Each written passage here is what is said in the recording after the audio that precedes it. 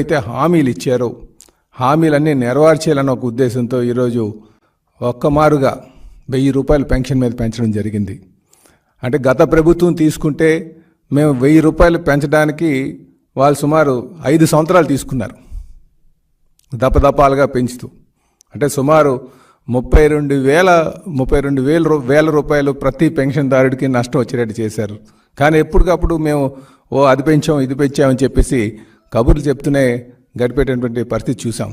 ఈరోజు ఒక్కమారుగా మరి గౌరవ ముఖ్యమంత్రి వర్యులు శ్రీ నారా చంద్రబాబు నాయుడు గారు 1000 రూపాయలు పెన్షన్ పెంచడం జరిగింది.